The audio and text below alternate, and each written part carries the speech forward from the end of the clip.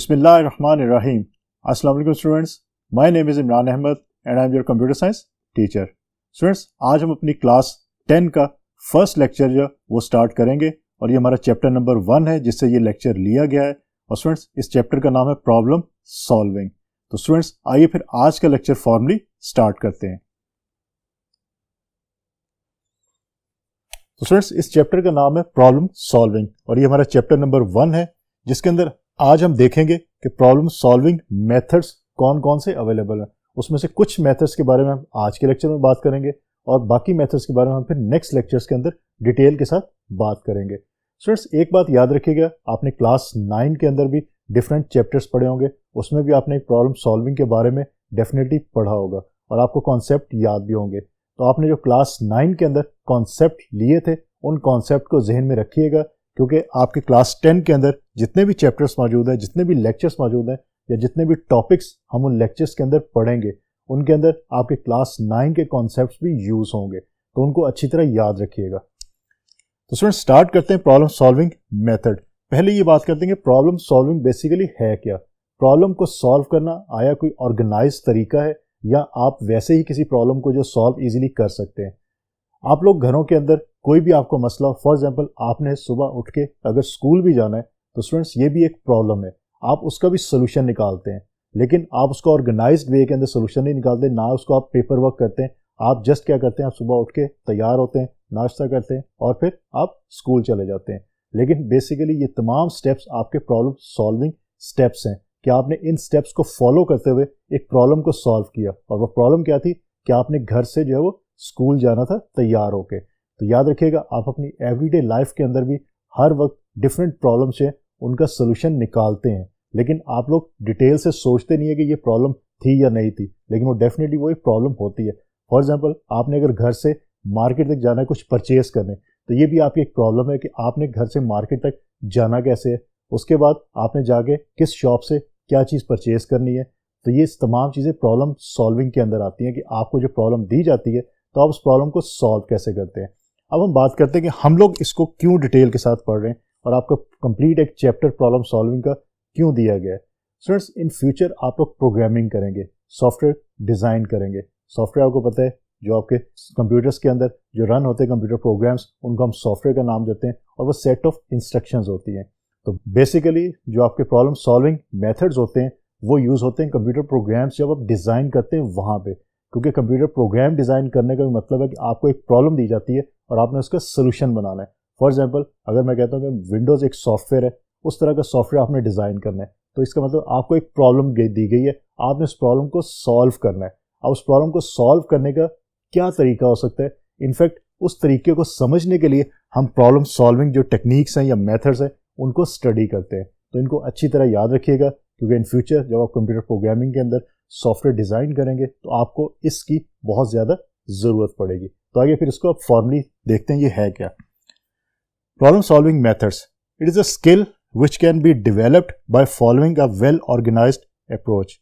Problem solving जो methods होते हैं बेसिकली एक स्किल है जिसको आप डेवलप कर सकते हैं, कुछ ऑर्गेनाइज्ड अप्रोचेस को यूज़ करते हुए आप इस स्किल को जो डेवलप कर सकते हैं और इसको शार्प भी कर सकते हैं। Programming is also problem solving activity. अभी मैंने आपको बताया कि हम लोग प्रॉब्लम सॉल्विंग को क्यों इन डिटेल के साथ पढ़ रहे हैं, इसलिए पढ़ रहे हैं क्योंकि हमने प्रोग्रामिंग करनी है, हमने कंप्यूटर के प्रोग्राम या कंप्यूटर के सॉफ्टवेयर जो हैं उनको डिज़ाइन करना है। और सॉफ्टवेयर या प्रोग्राम्स को डिज़ाइन करने के लिए हमें जो प्रॉब्लम सॉल्विंग मेथड्स का पता होना चाहिए, क्योंकि सॉफ्टवेयर डिज़ाइन करना भी एक प्रॉब्लम है। उस प्रॉब्लम का सोल्यूशन कैसे निकालना है उसके लिए हमें उसके प्रॉब्लम सॉल्विंग मेथड्स लाजमी पता होंगे, तभी हम उसका सोल्यूशन निकाल सकते हैं, अदरवाइज हम उसका सोल्यूशन नहीं निकाल सकते। तो स्टूडेंट्स, बेसिकली प्रॉब्लम को सॉल्व करने के जो डिफरेंट स्टेप्स हैं हमारे पास वो यहाँ पे मेंशन है। 9 स्टेप्स हैं, इनफैक्ट इसमें से 3 स्टेप्स के बारे में हम आज के लेक्चर के अंदर बात करेंगे, बाकी स्टेप्स के बारे में हम फिर नेक्स्ट लेक्चर्स के अंदर डिटेल के साथ बात करेंगे। पहला जो हमारा स्टेप है दैट इज प्रॉब्लम आइडेंटिफिकेशन। मैं 1 बाय 1 अभी डिटेल के साथ आपको बताऊंगा कि प्रॉब्लम आइडेंटिफिकेशन होती क्या है। Second one is specify requirements. Third one is analyse the problem. ये जो 3 स्टेप्स हैं हमारे पास, इन स्टेप्स के बारे में हम आज के लेक्चर के अंदर डिटेल के साथ बात करेंगे, बाकी स्टेप्स के बारे में हम फिर नेक्स्ट लेक्चर्स के अंदर बात करेंगे। नंबर 4 के ऊपर हमारे पास है design algorithm and draw flow charts. Number 5 write the program, या जिसको हम कोडिंग का नाम देते हैं। और अब देखते हैं हमारे पास नंबर 6 के अंदर क्या है. Let's see. Number 6, test and debug the program. Number 7, implement the program. Number 8, maintain and update the program. And then number 9 is document the program. तो स्टूडेंट्स बेसिकली ये स्टेप्स आपके इन्वॉल्व होते हैं जब भी आपने कोई प्रॉब्लम जो है वो सॉल्व करनी है. तो प्रॉब्लम सॉल्विंग के मेथड्स के अंदर जो स्टेप्स आपके इन्वॉल्व होते हैं वो ये 9 स्टेप्स मौजूद हैं, या इसको हम कह सकते हैं ये 9 स्टेप्स आपके जो वो मौजूद है. आप इनको फॉलो करते हुए किसी भी प्रॉब्लम का जो सोल्यूशन है वो आप ड्राइव करते हैं और फिर उसको इम्प्लीमेंट भी करते हैं प्रोग्राम को, और फिर उसको आप टेस्ट भी करके और चेक कर लेते हैं कि आपका प्रोग्राम जो है वो सही से काम कर रहा है या नहीं कर रहा. अब देखते हैं one by one. Number 1 is problem identification. Problem identification को आप प्रॉब्लम डेफिनेशन भी कह सकते हैं. और प्रॉब्लम आइडेंटिफिकेशन बेसिकली ये होती है कि आपने जो प्रॉब्लम आपको दी गई है आप उसको आइडेंटिफाई पहले करें कि मसला है क्या, कि प्रॉब्लम है क्या. उस प्रॉब्लम को जब आइडेंटिफाई कर लेंगे तो आपको उसका सोल्यूशन निकालने में आसानी होगी. देखिए स्टूडेंट्स, हमें ज़रूरत है सोल्यूशन की, हमने बेस्ट सोल्यूशन की तरफ जाना है, लेकिन उसके लिए पहली चीज़ ये कि आपको क्लियर अंडरस्टैंडिंग हो कि प्रॉब्लम है क्या, कि मसला है क्या, जो आपको प्रॉब्लम गिवन है वो है क्या. तो उसके बाद आप फिर उसका सोल्यूशन निकाल सकते हैं. ऐसा नहीं कि आपने प्रॉब्लम आइडेंटिफाई ही नहीं की, आपको प्रॉब्लम समझ ही नहीं आई और आपने उसका सोल्यूशन निकाल दिया और आंसर आपका गलत हो गया. ये इसी तरह होता है कि मैथमेटिक्स में खासतौर पे जब आप एग्जाम के अंदर क्वेश्चन देते हैं तो आपको वर्ड प्रॉब्लम्स दी जाती हैं. अब वर्ड प्रॉब्लम्स को आपने अपने तरीके से समझा और आंसर लिख के आपने समझा कि आंसर ठीक होगा, लेकिन जब एग्जाम का रिजल्ट आया तो आपका उसका आंसर गलत भी हो सकता है, क्योंकि वो वर्ड प्रॉब्लम कुछ और कह रही थी, आपने उस प्रॉब्लम को आइडेंटिफाई सही तरीके से नहीं किया. So problem identification is very very important, कि प्रॉब्लम को आइडेंटिफाई करना, अदरवाइज आपके आंसर जो है या सोल्यूशन गलत हो सकता है. So at this stage the problem being solved is observe carefully. जो प्रॉब्लम आपने सॉल्व करनी है उसको केयरफुली ऑब्जर्व पहले किया जाता है, देखा जाता है कि ये है क्या. Major concern is to identify irrelevant information and filter it out. Major concern यहाँ पे क्या होता है? मेजर कंसर्न ये होता है कि जो आपके मेजर कंसर्न्स हैं उनको आप आइडेंटिफाई करें, और उसके बाद आप ये देखें कि जो इररेलेवेंट इंफॉर्मेशन है उसको फिल्टर आउट कर दें, उसको डिलीट कर दें, उसको साइड पे कर दें, ताकि आपकी प्रॉब्लम जो है वो क्लियर हो जाए और आपको अंडरस्टैंड हो कि आपका मेजर कंसर्न है क्या, आपने करना क्या. इसकी मैं रियल टाइम एक एग्जांपल देता हूँ, बहुत सिंपल सी एग्जांपल है. फॉर एग्जांपल स्टूडेंट्स, आप लोग जब किसी इवेंट पे जाते होंगे, मीन आप मैरिज सेरेमनी पे जाते होंगे, किसी बर्थडे पार्टी पे जाते होंगे, या किसी और इवेंट पे आपने जाना हो, तो आपके पास जो है बहुत सारे ड्रेसेस मौजूद होते हैं. लेकिन आप क्या करते हैं, आपने अगर मैरिज सेरेमनी पे जाना है तो आप सिर्फ जीन्स और टी शर्ट पहन के नहीं जाते, आप फॉर्मल ड्रेसिंग करके तो फिर आप जो उस इवेंट पे जाएंगे. इसका मतलब है कि आपकी प्रॉब्लम थी कि आपने एक इवेंट अटेंड करना था. आपने उस प्रॉब्लम को आइडेंटिफाई कैसे किया? आइडेंटिफाई करने के बाद आपने ऐसे किया कि आपने जो इररेलेवेंट आपके ड्रेसेस थे उनको आपने साइड पे कर दिया, और आपने जो रेलिवेंट आपके ड्रेसेस थे उनको आपने फिर अपने सामने रखा, उसमें से आपने फिर बेस्ट सोल्यूशन जो है वो चूज़ कर लिया. तो इस तरह आप जो इसको जो भी आपका स्टेप है यहाँ पे प्रॉब्लम सॉल्विंग के अंदर, इसको आप मैप कर सकते हैं अपनी रियल लाइफ के साथ. क्योंकि अगर आप मैप नहीं करेंगे तो आपको इनके कॉन्सेप्ट याद करने में थोड़ी मुश्किल पेश आ सकती है, क्योंकि एग्जाम्स में चीज़ें पूछी जाती हैं तो आप कंफ्यूज हो सकते हैं. तो कन्फ्यूजन से बचने के लिए आप इन कॉन्सेप्ट को मैप करें अपनी रियल लाइफ के साथ जो प्रॉब्लम्स होती हैं, तब आप इसको ईजिली याद रख सकते हैं. तो ये टिप है आपके लिए, इसको अच्छी तरह याद रखिएगा अगर आपने इन कॉन्सेप्ट्स को याद रख के और एग्जाम्स में अच्छे नंबर लेने हैं तो. सो यहाँ पे एक एग्जाम्पल है. Suppose we want to develop a simple calculator. Simple एक कैलकुलेटर हम डेवलप करना अगर चाहते हैं तो हमारा कंसर्न क्या होगा? Our major concern is how basic arithmetic operations are perform. कि जो बेसिक अरिथमेटिक ऑपरेशंस है, मीन एडिशन का, सब्ट्रैक्शन का, मल्टीप्लिकेशन का और डिवीजन का, ये जो ऑपरेशंस है ये कैसे परफॉर्म होंगे. बेसिकली सिर्फ इससे हमारा कंसर्न है, क्योंकि हम सिंपल कैलकुलेटर बना रहे हैं, हम साइंटिफिक कैलकुलेटर नहीं बना रहे.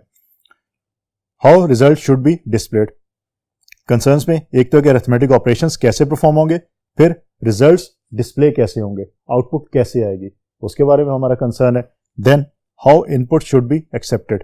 और इनपुट आपकी जो किस शेप के अंदर एक्सेप्ट होगी, नंबर्स होंगे, लेटर्स होंगे, क्या चीज़ होगी जिसमें आप इनपुट दे सकते हैं, एक्सेट्रा एक्सेट्रा. अब we are not interested in, अब किन चीज़ों में हम इंटरेस्टेड नहीं है. याद रखिएगा हमने एक सिंपल कैलकुलेटर डेवलप करना है, तो इंटरेस्टेड तो हमने देख लिया कि हम इन चीज़ों में इंटरेस्टेड हैं और ये हमारा मेजर कंसर्न है. अब हमारे पास इररेलेवेंट जो इन्फॉर्मेशन है वो कौन सी होगी, या इररेलेवेंट थिंग्स कौन सी होंगी. हमने वो भी आइडेंटिफाई करनी थी प्रॉब्लम आइडेंटिफिकेशन के अंदर। तो अब देखते हैं कि हमारे पास जो इररेलेवेंट इंफॉर्मेशन है वो कौन सी है। लेट्स सी। सो किस चीज़ों में हम इंटरेस्टेड नहीं है? How the sine and tan are calculated, कि साइन और टेंजेंट की वैल्यूज को कैलकुलेशन करने में हम इंटरेस्टेड नहीं है, क्योंकि हमने बात की है कि हमने क्या चीज़ डिज़ाइन करनी है, हमने सिंपल कैलकुलेटर डिज़ाइन करना है, हमने साइंटिफिक कैलकुलेटर डिज़ाइन नहीं करना। तो सिंपल कैलकुलेटर के अंदर सिर्फ एडिशन, सब्ट्रैक्शन, मल्टीप्लिकेशन और डिवीजन के फंक्शंस परफॉर्म होते हैं और कोई फंक्शन परफॉर्म करने की ज़रूरत नहीं है। So how is the quadratic equation solve? Quadratic equation से भी हमारा कोई कंसर्न नहीं है, तो ये भी हमारी इररेलेवेंट इन्फॉर्मेशन है, इसको भी हम यूज नहीं करेंगे। So by filtering out irrelevant information we can concentrate on actual problem. So irrelevant information को हमने साइड पर रख दिया, तो हम एक्चुअल प्रॉब्लम अब हमारे पास आइडेंटिफाई हो गई, उसका हम फिर सोल्यूशन बनाने का सोच सकते हैं। लाइक जो पहले एग्जाम्पल मैंने रियल लाइफ के दिया आपको, कि अगर आपने इवेंट पे जाना है और आपके पास फॉर एग्जाम्पल 20 ड्रेसेस मौजूद है, आपने उसमें से चूज कर लिए कि जो इवेंट के लिए ड्रेसेस है, मीन हो सकते हैं वो ड्रेसेस आपके जस्ट 4 ड्रेसेस हो, तो 16 ड्रेसेस आपने जो इररेलेवेंट थे आपने साइड पे कर दिए। अब आपकी प्रॉब्लम जो है वो स्पेसिफिक होगी, आपने आइडेंटिफाई कर लिया कि इन 4 ड्रेसेस में से मैंने कोई एक ड्रेस जो है वो चूज करके तो पहन के जाना है, अदरवाइज आपके पास 20 ड्रेसेस थे तो प्रॉब्लम आपकी जो है वो कम्प्लेक्स थी। तो ये बात याद रखिएगा, problem identification is very very important thing, कि उसमें इररेलेवेंट इन्फॉर्मेशन जो है वो आप साइड पे कर देते हैं, ताकि जो मेजर कंसर्न्स है वो आपके क्लियर हो जाए। तो स्टूडेंट्स इस तरह हम प्रॉब्लम को आइडेंटिफाई करते हैं और प्रॉब्लम को फिर देखते हैं कि प्रॉब्लम बेसिकली है क्या। Second one is specify requirements, कि हमारी रिक्वायरमेंट क्या है, कि हम जो प्रॉब्लम हमने दी गई है उस प्रॉब्लम के अगेंस्ट हमें रिक्वायर्ड क्या क्या चीज़ें हैं, उसकी जो हम डिटेल है वो डिटेल गैदर करते हैं यहाँ पे। स्टूडेंट्स ये बात याद रखिएगा, जब आप कंप्यूटर प्रोग्राम डिज़ाइन करते हैं तो मेजॉरिटी केसेस के अंदर क्या होता है कि यूज़र जो होता है, यूज़र रिक्वायरमेंट को सही तरीके से डिस्क्राइब नहीं कर पाता। तो उसके क्या होता है कि आप जब प्रोग्राम डिज़ाइन कर देते हैं तो प्रोग्राम जो होता है वो अकॉर्डिंग टू द रिक्वायरमेंट जो यूज़र को चाहिए होती है, जो उसके माइंड में होती है, लेकिन उसने आपको जो बताया था वो कुछ और बताया होता है, तो जो उसके माइंड में होती है उसके मुताबिक वो काम नहीं कर रहा होता। तो ये बहुत इंपॉर्टेंट आपका जो स्टेप है कि रिक्वायरमेंट्स को क्लियर करना, कि रिक्वायरमेंट है क्या, कि आपका जो प्रोग्राम है वो बिहेव कैसे करे। अगर वो behave according to the requirement नहीं कर रहा तो इसका मतलब है कि आपका प्रोग्राम जो है वो गलत प्रोग्राम है, उसमें एरर्स हैं, आपको दोबारा से प्रोग्राम डिज़ाइन करना पड़ेगा। So specify requirements, this stage demands to make clear the user's requirement so that a proper solution could be suggested. तो यूज़र की जो रिक्वायरमेंट है वो क्लियर होनी चाहिए यहाँ पे, कि यूज़र्स जो रिक्वायर कर रहा है कि जो प्रोग्राम आप डिज़ाइन करके उसको दे रहे हैं वो प्रोग्राम कैसे बिहेव करेगा, वैसे ही उसको बिहेव करना चाहिए। ऐसा नहीं है कि यूज़र ने जो रिक्वायरमेंट दी है, आपने जो प्रोग्राम डिज़ाइन करके उसको दिया है, जो प्रोग्राम का जो सोल्यूशन दिया है वो सोल्यूशन जो है वो according to the requirement, users requirement जो है वो बिहेव नहीं कर रहा। तो इसका मतलब है कि आपको फिर दोबारा से जो सोल्यूशन है वो ड्राइव करना पड़ सकता है। This stage involves to describe the features. अब इस स्टेज के अंदर स्पेसिफिकली होता क्या क्या है? This stage involves to describe the features the system is expected to provide, कि आपका सिस्टम जो है वो क्या प्रोवाइड करेगा at the end, the restrictions under which it must operate, कोई आपके सिस्टम के अंदर रिस्ट्रिक्शंस हैं जिनके अंदर, या कोई कंस्ट्रेंट ऐसे हैं जिसके यूज़ करते हुए उसने ऑपरेट करना है, या कोई कंस्ट्रेंट नहीं है, ये डिटेल भी आप यहाँ पे स्पेसिफाई करते हैं रिक्वायरमेंट्स के अंदर। And an abstract description of the software which provide a basis for design and implementation. In fact requirement जो आपकी होती है, रिक्वायरमेंट स्पेसिफिकेशन इसको डॉक्यूमेंट को नाम देते हैं, ये डॉक्यूमेंटेड फॉर्म के अंदर ही, तो इसको हम रिक्वायरमेंट स्पेसिफिकेशन का नाम देते हैं। इसमें होता ये है इनफैक्ट कि आप रिक्वायरमेंट्स देते हैं, यूज़र अपनी रिक्वायरमेंट्स जो प्रोवाइड करता है आप डेवलपर को, और डेवलपर पे इसकी बेस के ऊपर जो रिक्वायरमेंट्स होती है इसकी बेस के ऊपर फिर जो सॉफ्टवेयर या प्रोग्राम डिज़ाइन करता है और फिर उसको इम्प्लीमेंट भी करता है। तो ये रिक्वायरमेंट्स जो है बहुत ज़्यादा क्लियर होनी चाहिए कि ये रिक्वायरमेंट्स हैं क्या, यूज़र चाहता क्या है, user according to the user. पहले ही आपने प्रॉब्लम को आइडेंटिफाई कर लिया, समझ लिया, उसके बाद आपने देखना है कि यूज़र की रिक्वायरमेंट्स क्या हैं, उसको आपने क्लियरली आइडेंटिफाई करना है कि यूज़र रिक्वायरमेंट, क्योंकि आप अपनी तरफ से सोल्यूशन नहीं बना सकते, जो आपका यूज़र है जिसने यूज़ करना है वो प्रोग्राम, उसने जो रिक्वायर करना है आपने उसके मुताबिक जो प्रोग्राम बना के उसको देना है। तो स्टूडेंट्स जितने भी सॉफ्टवेयर बनाए जाते हैं इनफैक्ट वो यूज़र की नीड्स को देखते हुए बनाए जाते हैं। लाइक अगर माइक्रोसॉफ्ट विंडोज़ की मैं बात करता हूँ तो माइक्रोसॉफ्ट कंपनी ने जो विंडोज़ ऑपरेटिंग सिस्टम हमें दिया है, जो हम अपने कंप्यूटर्स के अंदर यूज़ करते हैं, वो students according to our need है, हमारी आसानी के लिए, मीन हम उसको कहते हैं यूज़र फ्रेंडली, इसलिए कहते हैं कि वो ईजिली हम यूज़ कर सकते हैं। तो माइक्रोसॉफ्ट कंपनी ने यूज़र की रिक्वायरमेंट के मुताबिक वो सॉफ्टवेयर डिज़ाइन किया। तो वही आपके यहाँ पे मेंशन है कि यूज़र की जो रिक्वायरमेंट्स है उसको क्लियरली आइडेंटिफाई किया जाए कि यूज़र क्या रिक्वायर कर रहा है और फिर उसका सोल्यूशन बनाया जाए। तो स्टूडेंट्स अब देखते हैं नंबर 3 के ऊपर कि नंबर 3 के ऊपर हमारा एनालिसिस करना, उसको हम कैसे करते हैं, उस स्टेप के अंदर हम क्या कुछ कर सकते हैं। So let's see. So number 3 is analyse the problem, कि प्रॉब्लम को एनालाइज करना या एनालिसिस करना प्रॉब्लम का। पहली बात हमने की कि प्रॉब्लम जो है उसको आइडेंटिफाई करना, उसके बाद हमने देखा कि रिक्वायरमेंट को स्पेसिफाई करना कि रिक्वायरमेंट है क्या यूज़र की। अब हम बात करते हैं कि एनालाइज करना प्रॉब्लम को, कि प्रॉब्लम को बेसिकली एनालाइज करके ये देखना कि उसके सॉल्यूशंस कितने बन सकते हैं। सो लेट्स सी इसके अंदर है क्या।